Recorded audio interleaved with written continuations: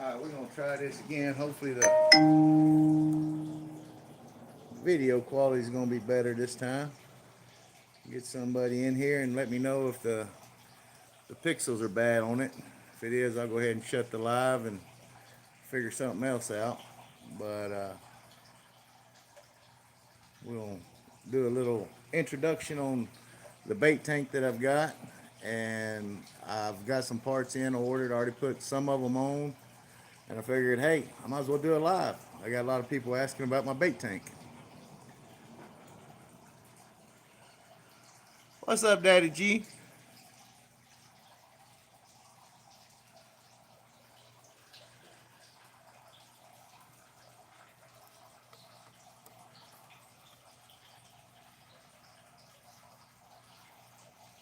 I have no idea what the Ring camera is. I'm new at this.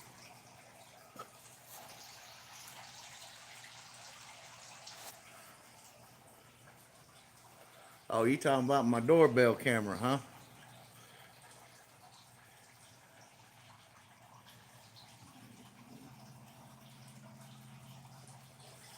Maybe it won't interrupt us too much.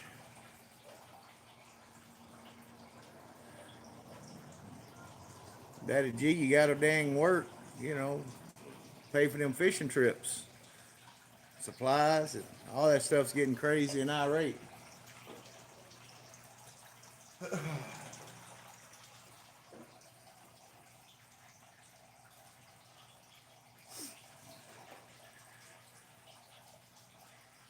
So where you working at, Daddy G?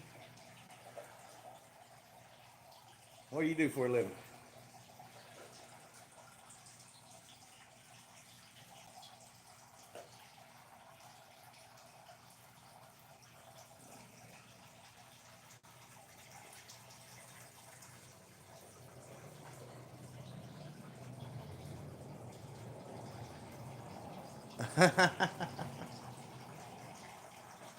Now I know.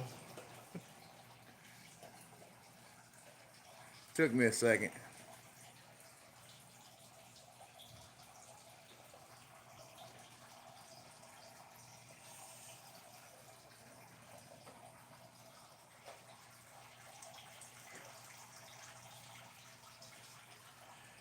You ain't working too hard if you're sitting there watching me do this stupid stuff.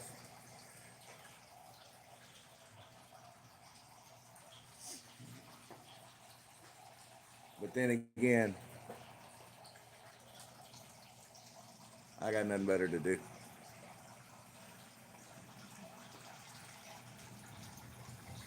Could have been worse. I could have been drinking cold beer while you're at work.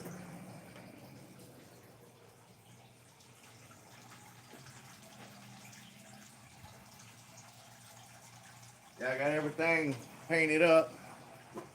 I got my aerator in. The temperature deal is in. One of the deals I ordered was for an iPhone, not my damn Android.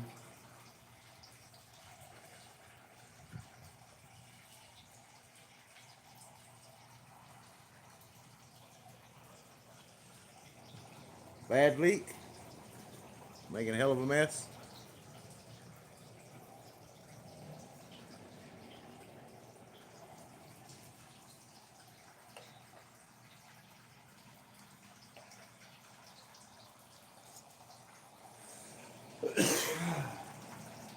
I got another YouTuber that I was talking to earlier. He was asking about the bait tank, so I figured I'd do a live on it because he was talking about he liked the icebox part, and I was going to explain to him, you know, what I've found so far on where you keep the lid shut. It gets too hot, kills the fish. But during the winter time, we're gonna have to put some heat in it, which I got that tank heater.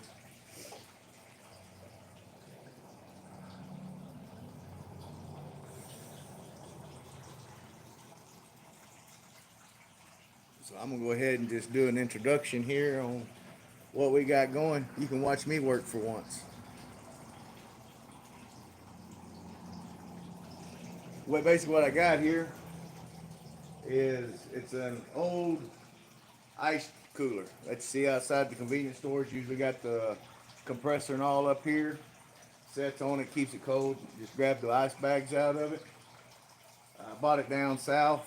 Uh, then add my own little touches and stuff to it. We got this is a pond pump right here. And you can get them at Tractor Supply. Pretty much everything you can get here from Tractor Supply. It's got 3 filters. I'm gonna take you with me. It's got the 3 filters here. The first 2 have rocks in it to filter the bigger stuff out. This third one, the wife, she kind of got mad at me because she had one of them loofah things that you scrub with your back. Well, I was reading up on some stuff, and they said those loofahs catch the good allergy and holds the good algae on it. So, didn't spend no money. The wife already had it, so, might as well use it. But if you come around here, you see there's a 1/2-inch PVC with a 1-inch cap with some holes drilled to it. It goes up outside, comes down. There's a shut-off valve here, and then this one right here, you can hook the water hose up to it, open it, close this valve, and you can start priming the system. Once it gets primed, then you slowly start opening this valve and slowly start closing this valve, and it'll start sucking the water up through it. Comes into the pump here, comes back out, runs to get the dang thing going here. Comes in here with the 1/2-inch with a union, and it's got the 1/2-inch pipe. It's got 2, 4, 6, 8, 10, 12 holes in it, which allows the water to circulate. Back here in the corner, that's a heater for like a stock tank. So I can kind of keep the water from freezing during the winter time. I went and got these in today, and they're 4 aerators. They'll aerate up to 300 gallons of tank volume, which this is the name of it here. I can't recommend or say it's good or bad or whatever because I just got it. And then you come over here, and there's a temperature probe that runs down in there, and it actually tells the temperature of the actual water. Right now is 65.8 degrees. The heater will come on at 59. I don't know if you can see that or not. And yeah, I still got to dress up the wires. But that helps me regulate it. And this is my pole here. A buddy of mine nicknamed it Gilligan.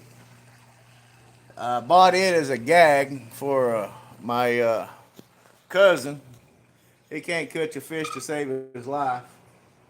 So I bought it. It's a 15-foot surf pole, and I was gonna buy one of those 20-odd hooks and put on it and give it to him. But hell, I don't like him that much, so I started using it.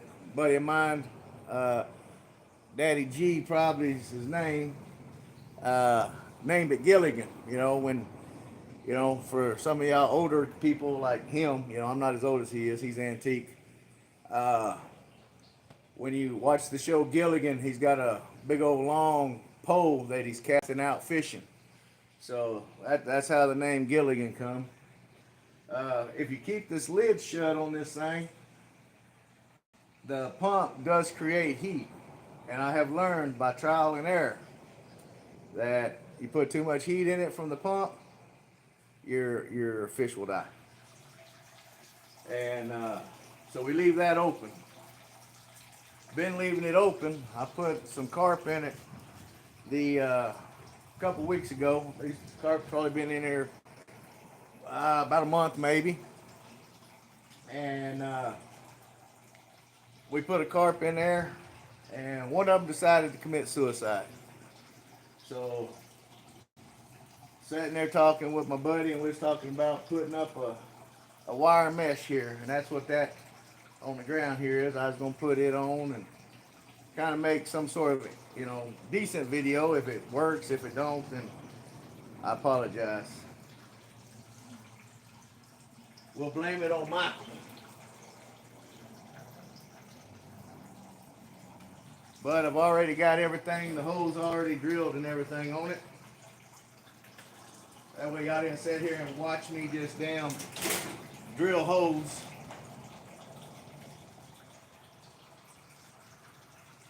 And it would make it a little bit easier for me to do this video if the hose was already pre-drilled, if you know what I mean. Be sitting there trying to be all clumsy, trying to show y'all how to do this and make a damn fool of myself. Maybe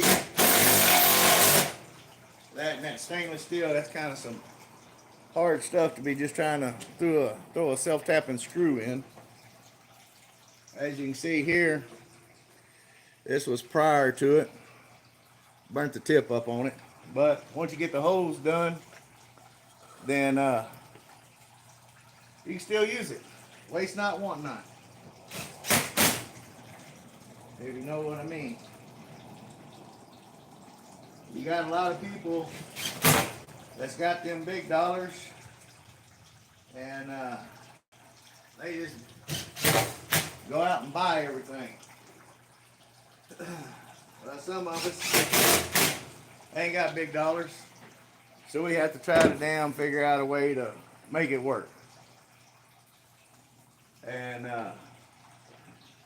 we make it work. That's how it all starts. All that fancy stuff they got started out with an old fat guy underneath his carport making it work. Anyway, this sets up here, lays up flush,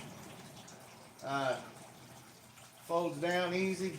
Get it out of the way, put your fish in, take your bait fish out, put it up, and for some of you that's got raccoons,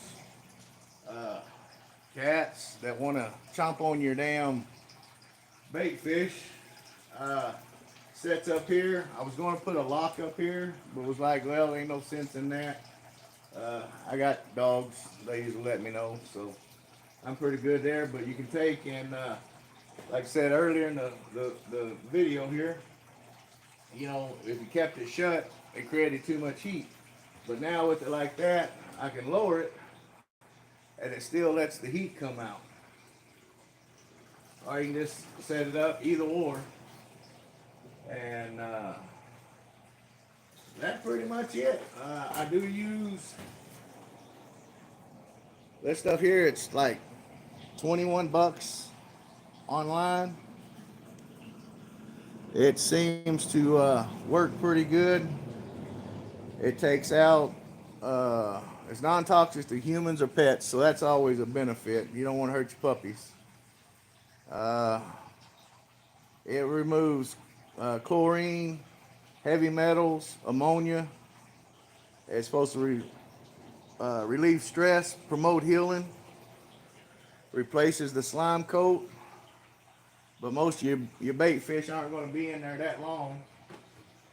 So, but you still don't want to have a tank full of dead fish.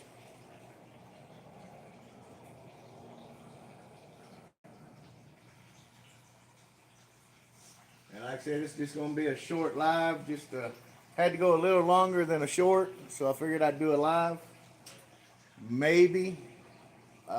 I answered some of the questions that was asked. One of the guys you need to check out is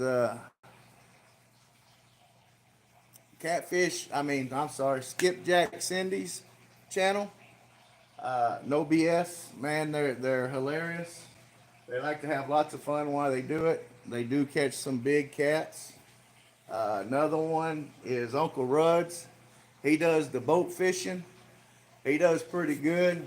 Uh, he's struggling a little bit here lately on catching them big ones, but he's still catching some good ones. He is having some boat issues, and it was like every time he turned around, it was whooping his butt.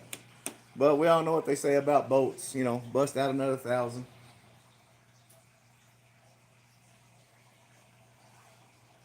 Uh, Shoot, you got any questions about it?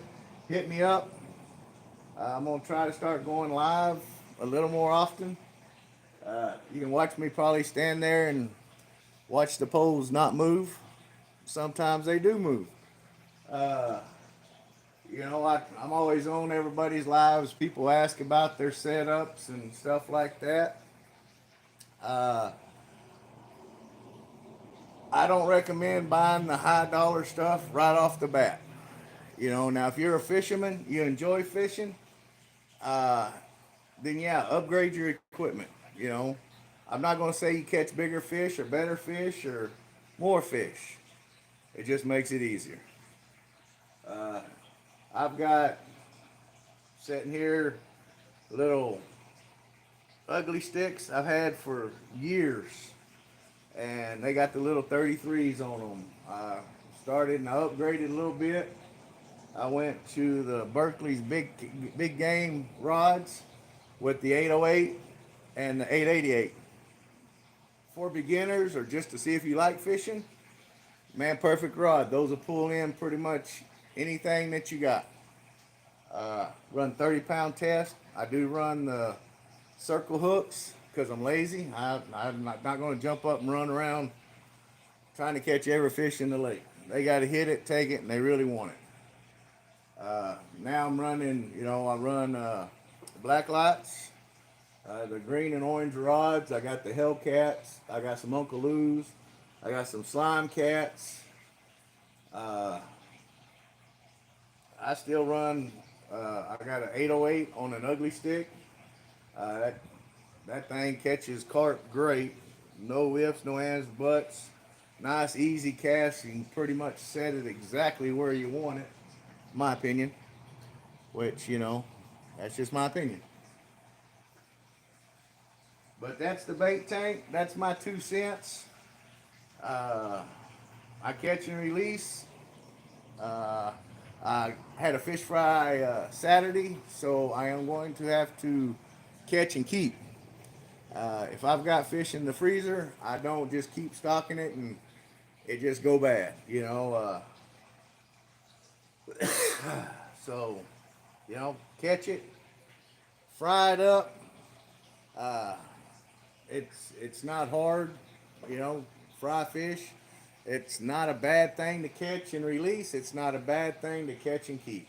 It's what your preferences are. Well, I'm going to go ahead and cut this live. I hope that helps you out, KC. If not, check with KC. Whew, darn it. I knew I was going to screw this up. KC Outdoor Fishing. He's got a new channel. And, hey, this is Phatkat. And I enjoyed y'all coming in, visiting with you. Hopefully I can do this more often. Y'all have a good one.